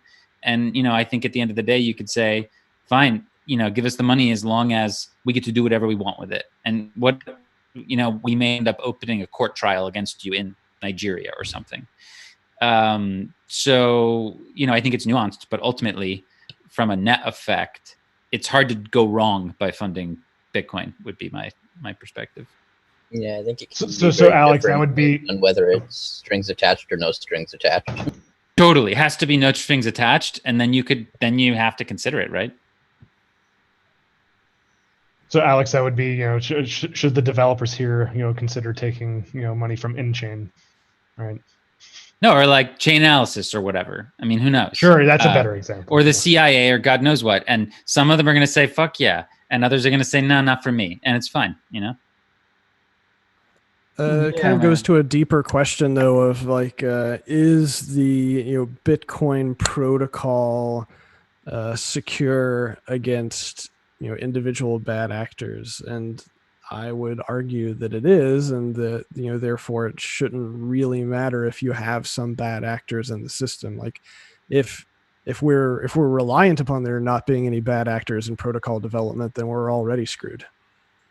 Well, I think we've already proven we have had bad money come in, or my opinion, we've had bad money come in, and it's been resilient against that. So yeah, I'd agree with that completely. Yeah, 100%. Yeah, I think we've proven that there's some immunity there. I mean, if all the core devs were bribed overnight to be malicious, that might be another question, but hopefully we'd survive that too. Yeah, I mean, like very evil governments already have trained. Here's a fun question. How much do you think it would take to bribe people enough? I think I have a lot of latency, so apologies if I cut you off. I was just asking. No, like, go. Just say what you said again. It got cut off. Yeah, how much money do you think it would take, like right now, to like sufficiently bribe Bitcoin developers to like, do material harm to the Bitcoin network? Do you think that like everybody has enough individual resolve, or do you think that if people like were offered like a couple $1 million checks, like most people would quit Bitcoin development or do something malicious even? I think all the negativity against Bitcoin developers and maybe Bitcoin in general, I think there's a lot of people who would be tempted to just be bribed to quit if that's how it worked out.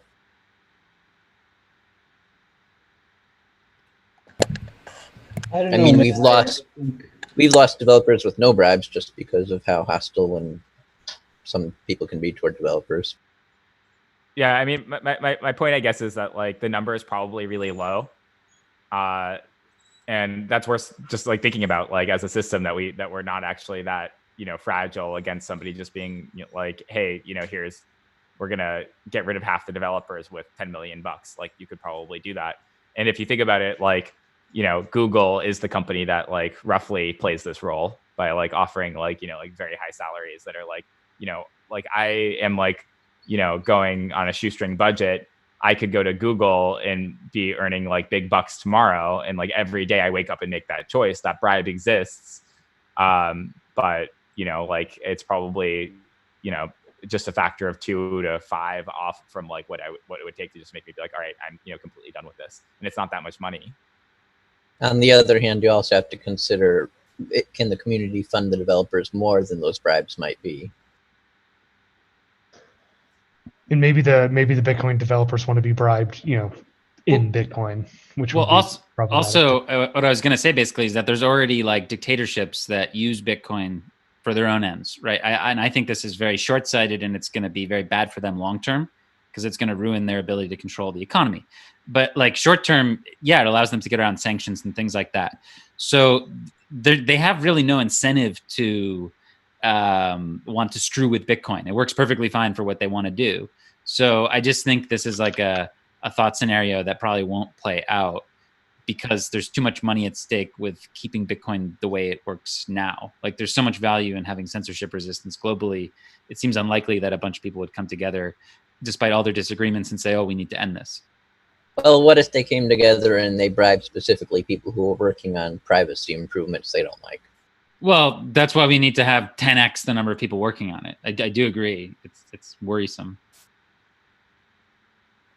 Yeah, because from my angle, like it's not really the only question of money. Like you need a better execution, because I doubt that you can just get the developer to, I'll give you this money and I will, you will do what I say. Like most developers, like almost all developers, like they don't operate like that.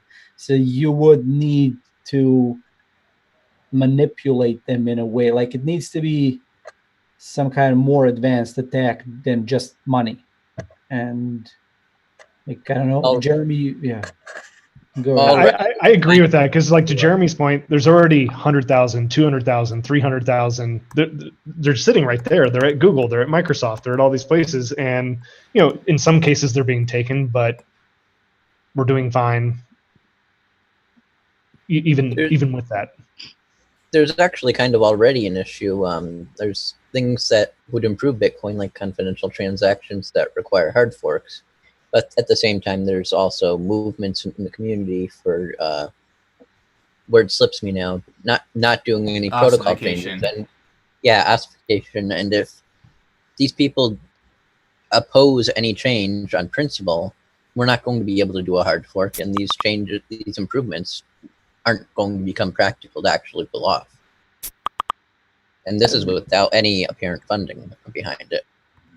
Yeah, I would be more focused on stuff like that, where there is no obvious attack, but there is a potential for stagnation, for something that, could significantly improve Bitcoin, but it's not being done.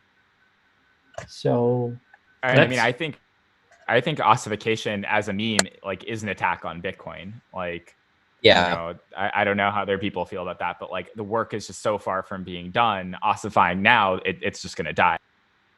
Well, it seems very clear that the lines are on privacy for many people, and I would agree with that. Ossification in terms of not making Bitcoin more private is going to be a huge debate, and hopefully it's not possible to win over everybody. Most of you here care about privacy in a huge way, and I think most developers care about privacy in a huge way. So the question is, could people who don't care about privacy, who would rather get compliance and regulation, bring that into Bitcoin? Will they win? Will they have enough money to win, or will they not? It's a big question for the next decade. Well, for something, I feel like those aren't the same thing, though. Like being against hard forks might not necessarily be an argument for ossification, right? But ossification necessarily precludes hard forks, because to pull off a hard fork, you need the consent of pretty much everybody in the community.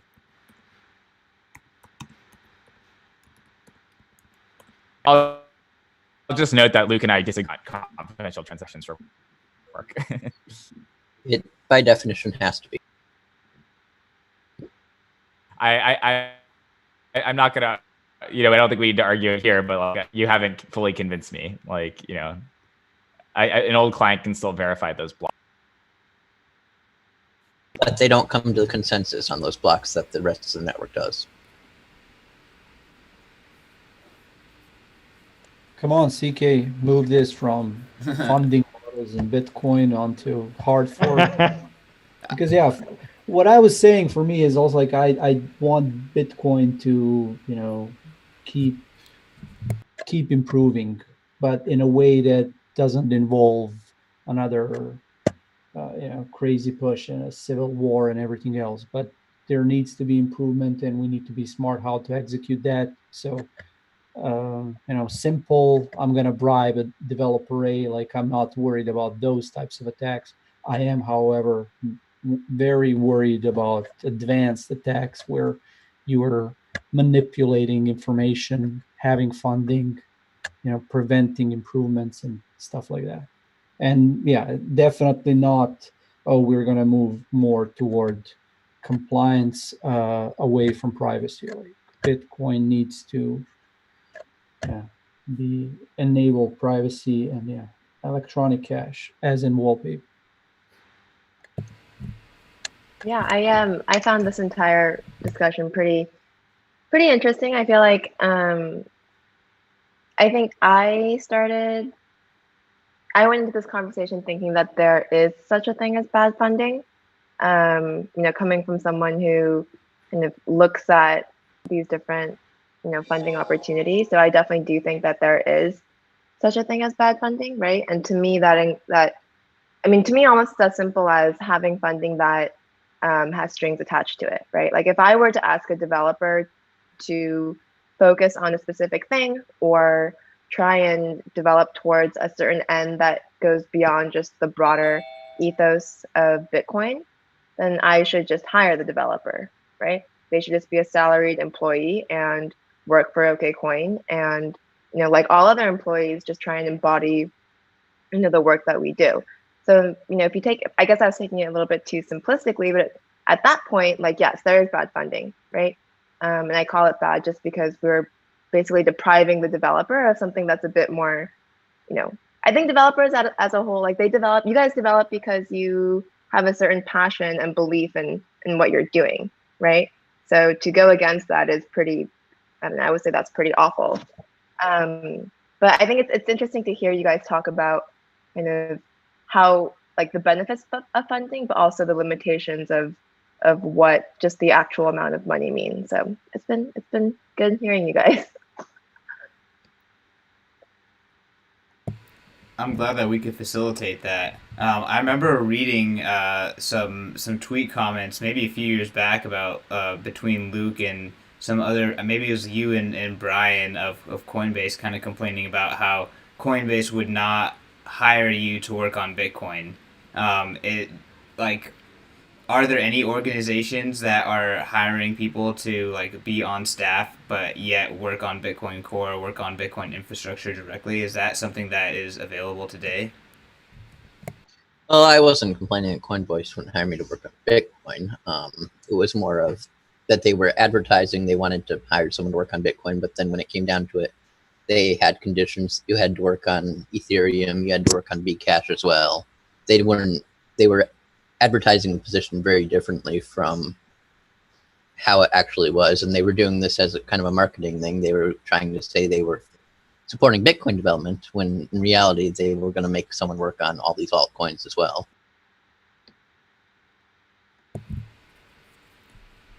Is there, I mean, what's like the hiring ecosystem? Let's say you don't want to be funded as an independent developer, but you want to work for a company, but still, work directly on working on Bitcoin infrastructure. We know that Unchained Cap is doing a lot of that. That's what we talked about. But are there other organizations that are making a difference in this front and spending money on Bitcoin development? I think there are some obvious ones. I mean, Blockstream's a really obvious one where they've done an enormous amount of investment into people working on cryptography and other things that don't have anything to do with their products. I saw there was a how blog about the post taint back of VC there? Is that bad investment? I think that's kind of along the same line. Like, do VCs ruin Blockstream or Crypto Garage or any of these other kind of dev shops? I mean, personally, I don't think so. I think that's a paranoid view. I mean, there's good arguments to say that like VC money in certain companies can be a bad thing, but in this case, it doesn't personally worry me at all. And I think that there's a track record with certain companies that has been pretty exceptional. Yeah, I think there are a couple. One that I'm fairly certain of is Zappo, right? Which Amita used to be associated with. I believe, from my understanding, I hope I can say this, but from my understanding is that she was just encouraged and continued to work on Bitcoin Core. So I think you're starting to see that more and more, right? I think I want to say maybe a month ago, I saw Fidelity is also like hiring like Bitcoin developers to just work on the protocol. So I think we'll continue to see that. From a corporate lens, I think there's always the argument to be made on what is the profit, or what is the benefit of having someone to work on something where the rewards or returns are in the many years in the future. So I think at that point it just comes down to the company's ethos on how they see themselves. Yeah, I mean, there's other ones. I mean, there's tons. I said Blockstream, but there's Square. There's Lightning Labs is VC funded. I think BitMEX does stuff. I mean, there's lots of for-profit companies that are funding these types of efforts, and some of them VC funded. In Square's case, publicly traded, which I think is actually pretty cool. And I think it's phenomenal.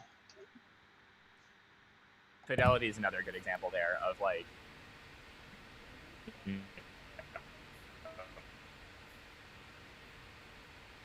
Can't hear you, Jerm. Interest buttoned up. Oh, I was just. Can you hear me now or no? Yeah, much better. Okay, I was just saying Fidelity is an interesting example there too of not even trendy company, and they're investing in Bitcoin infrastructure layer stuff. So another thing that it's probably worth noting is that it doesn't have to be all or nothing. I would say that a decent portion of contributions that I've made to open source Bitcoin projects have been something that I've done in the process of doing my normal day-to-day job. And that's because when I ran into issues with the open source software that I was using, I would then dive into it and either report bugs or sometimes even go further and try to, diagnose and fix the bugs in the open source software. So part of this is also just, how does each company that is reliant upon free open source software tell its developers to, react when they run into problems with the software or when they think that there are potential improvements. So it can certainly be, a partial time, a partial commitment if the company is amenable to that. I would think at the very least, I would have expected to see more companies that fund development, but then expect the developer to be available for questions when they are implementing something or another and are having a problem. Like if there's a crash that they need fixed, that maybe interrupt the developer for a day. We'll see I way mean, I more can. of this as more and more Bitcoin focused, crypto focused companies become profitable. They'll see the value in doing it. Again, not just from like because they want to have some sort of influence, but the marketing benefits that come from it. Like, look, I mean, I'm sure a lot of these companies are looking at this and saying like, yeah, we get a really good reputation in the space when we do this, and that's not a bad thing. Like, that's a good motivation. It's not downplaying that at all, and I hope more companies do that. Yeah, I mean, I can address actually both points. So to Luke, your point, I think with our previous recipients, I think naturally, right? One of the benefits of having a grant is you naturally engage and can create a forum, an open channel of communication, right? Which I think is critical to the overall success of development and kind of benefiting from the development. And so, even with our grant recipients, right, if needed, there is like a friendly relationship in terms of information sharing, which is something that it's hard to kind of put a number on, but it's something that we value. And then, actually, I kind of like, I think I might have just lost my train of thought. But overall, like, yes, it's all about creating an open form of communication. And I think that actually is the, it's almost like the unquantifiable value, right? Which is something that we're trying to continue to promote. And sorry, yes, I remember the branding and reputation. I think for us, what has been the most important and almost rewarding thing is to see more people get into this space, right? So this morning, Kraken's kind of new grant, awesome. Like that's what we've been aiming for. Like that's what we've been trying to get, and it's just awesome to see that more people are starting to be more aware of this and willing to put themselves out there. I just would say also that there's a couple different layers here. One would just be making a gift, making a donation. One would be a company, like most of y'all are doing, making kind of like a long-term investment that aligns with your business interests, but isn't going to make you money right away, right? And another would be an investment that you think, may benefit the world in some way, but is going to make you money. We call that impact investing. And what's very interesting to me is that there's about $500 billion a year that gets funneled into impact investing, and this is done in a way that's guided by what are known as the UN Sustainable Development Goals, 17 goals that a bunch of governments came up with. And ironically, most of these governments were authoritarian. So if you actually look at the goals and break them down, there are really important words that are missing, including democracy, privacy, journalism, elections. Just, you want freedom. They're just not in there at all. So the goals look very pretty, but they're actually very authoritarian. So and that steers all of this money from pension funds and family offices and God knows what, and they're all investing to do great things like agri-tech or health tech or clean tech or whatever. But there's no area that any of that money is going into that's going to help privacy or civil liberties, which is ironic because people have made huge amounts of money in the last decade doing stuff like investing in, whether it's things like at the beginning, Twitter obviously was a tool in this area, or getting into Bitcoin early, or Zoom buying Keybase, or Facebook or WhatsApp acquiring stuff from Open Whisper systems, or McAfee buying TunnelBear. I could go on and on. There's a lot of good examples of people making a lot of money building freedom technology, basically. So it's actually quite important that long term that people feel like they can invest in and make money in stuff that's actually going to make our privacy and freedom more strong. And that's a little bit different than what we're talking about here, but I think that's very much that's very much on the table here, and that's very exciting. All right, so our last topic here, and then we can kind of wrap this up. Thank you guys for hanging in on this conversation for so long. The last thing is what's the best way to organize funding? We've seen now two groups that kind of look like foundations around Bitcoin. First, the Bitcoin Foundation, which totally went bunk, and then the B Foundation, which never really turned into a thing, at least from my understanding. Like, what's the best way you think to organize funding around Bitcoin development in order to have the most impact? All of them above. Combine all the different ways. Yeah, I agree with Luke. I mean, obviously, considering BTC Pay server, like I will be subjective and, you know, advantages of our model, but I really like it's a question of whether our model can work because we're working on application layer, you know, so it's a question whether this model can work in all different cases. Short term, like we are set, but I'm also looking forward to seeing long term how this experiment with BTC Pay Server Foundation will unfold, because you know what will happen in 1 year, 2 years, 3 years, and what it is that will be produced. Because at the end of the day, like that's why we are here. Like Alex was saying, like his freedom, democracy, and all that, like it wasn't directly related. Like it is. Like, at the end of the day, that's what I think drives all of us here on the call, like expanding human freedom and essentially refactoring the current system that we have in place. Like first financial system, then we'll go forward from there. I'm going to go with a completely different funding model that I don't think has been mentioned. Kind of going back to Will, though, Number Go Up is actually an excellent funding model. If you want developers to be completely independent and not, you know, reliant upon anyone helping them, you know, sustain themselves, then, you know, people who got into Bitcoin because they thought it was interesting and then are able to use the resulting, you know, profits from that early interest to sustain themselves and continue fueling whatever they are interested in, I think is a very organic way to go about things. So I'm definitely pro Number Go Up from that standpoint of increasing, you know, individual autonomy. But you get that funding whether or not you do development. Indeed. Yes.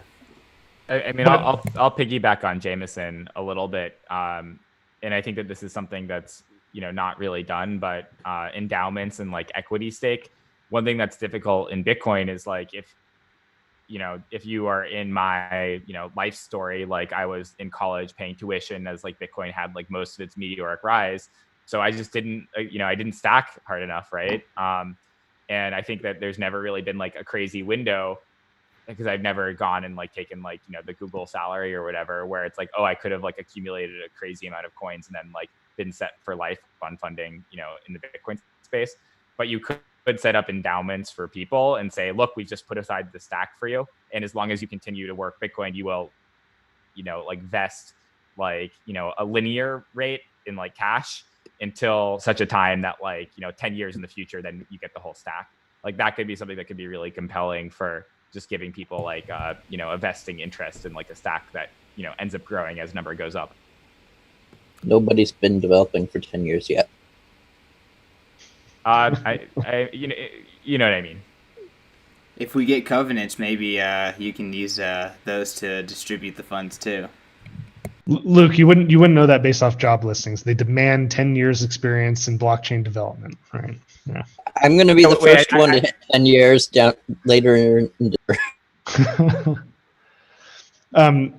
I think that you know the Number Go Up stuff aside is more companies like OKCoin, Square, you know, Blockstream that are investing some of their profits into this is the most likely near term you know, acceleration here. Is that and that's affected by Number Go Up, and that's affected by Bitcoin, you know, performing, and that hopefully more things like what Alex is doing become available for people to do, you know, tax advantage donations. But in the meantime, I think it's something where those profitable companies will step up and hire them because they get a lot of benefit out of it. Yeah. I think I go back to what I said earlier, right? Which is we're still early in what it looks like to fund Bitcoin development, I think. I would love to see other models of funding. I would agree that in the short term, the most effective way is for a centralized entity to provide no strings attached funding. I think it's clean, it's effective, it works. And I would say, I think what drives us in the long term, and maybe this is like a small vision or, and to be honest, we haven't really worked out what it'll look like, but I would love for Bitcoin developer to be a sustainable and viable career path, right? So my only kind of recoil from number go up is yes, I think it's beneficial, but at the same time, you want to encourage new entrants, new contributors into the space, right?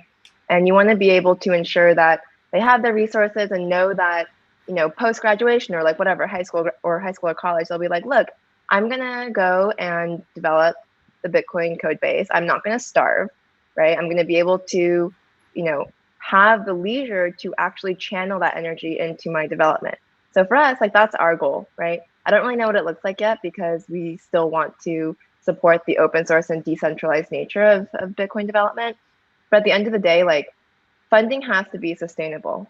And this is what it looks like right now. Hopefully it's not what it's going to look like in 2-3 years. There will be other methods of funding. I don't think any method of funding is necessarily mutually exclusive, but if you're asking me right now, what is the best way to fund it? It is for having central organizations that are like have the resources to fund, right? Like that's what we owe the ecosystem. It's an investment for our own benefit, and then continue to work with other entities to ensure that that funding continues and evolves in ways that aren't really seen today. Thank you for that, Elaine. Anyone else want to add to funding structure? If not, we'll get to last words and wrap this up. All right, let's go for our last word. Haven't heard from Aaron Van Werdum for a minute here. Before you fall asleep, you're all the way in Europe. Why don't you give us your last word? Good night, guys.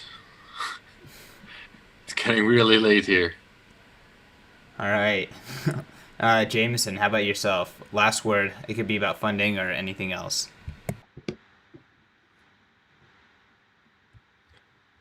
Ultimately, I think you can generally take a fatalistic view of all of this stuff. When you're talking about the complexities of Bitcoin as an ecosystem, an organism, a network, or whatever, is that obviously we're trying to find optimal ways to do this while still maintaining the ethos of the system. And there's going to be good times, there's going to be hard times, but one way or another, I think over the long term, it's going to all work out. Awesome. Thank you for the optimism. Let's jump to Jeremy. Why don't you give us your last word? Yeah, I think one thing that I've been thinking about is just sort of like the ossification narrative.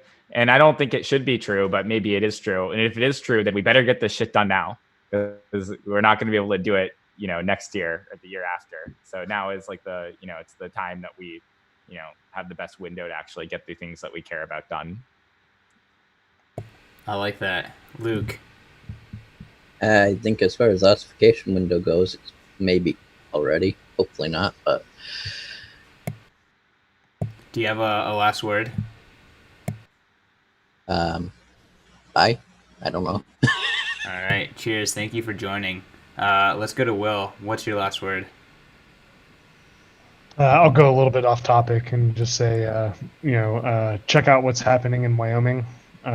It's some really cool stuff happening. They're trying to build the greatest jurisdiction for Bitcoin individuals and companies to operate in.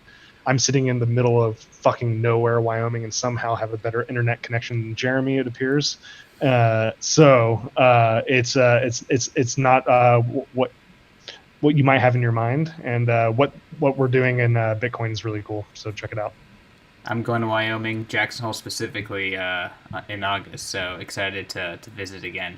Elaine, let's Jackson Hole. Jackson Hole is Wyoming light. It is not representative of the rest of Wyoming. That's you can take your private plane to Jackson Hole, and that's fine. It's very pretty. I get it, but there's a lot more to it. All right. Elaine. Yeah, I mean, I think what I said previously probably suffices as a last word, but I would just say, really enjoy talking with everyone, loved hearing the different opinions. As always, I always say that our grant program is very immature and we're looking to make it better. So any feedback, input, criticism, I'm here for it. Just let me know, and we'll try and do our best to make sure that Bitcoin development is sustained. Amazing. Let's go to Alex, and then we'll close with Rockstar. Yeah. First of all, thanks for having me. Second of all, I think we can draw the distinction between nonprofits or academic institutions funding development and corporations or companies, and it'll be very helpful, kind of like mutually beneficial dichotomy, because there are going to be some projects that aren't really a good fit for companies and will be a better fit for maybe foundations like ours or whatever. So there should be good communication lines between people who are funding development in different areas, because again, also something might not be a good fit for us, but it might be a good fit for somebody else. So good communications would be helpful. And just also that there's been monumental improvements in open source software, both funded by nonprofits and by companies in the past. So, I mean, I think that we can look to that with the development of a lot of the other open source stuff we have. And hopefully that'll be something that, we start to see more of in Bitcoin, is like this dual nature here. Let's go. I'm down. Rockstar, last word. Just two things. First thing, like, Luke, when are you and me doing a podcast on God? Like, Bitcoin Magazine can maybe organize that. Huh? No. Oh, damn it. I'm going to get you one day for Bitcoin and God. Second thing, now serious, like, it's been a pleasure sharing this stream with all of you guys, like, in such a great company.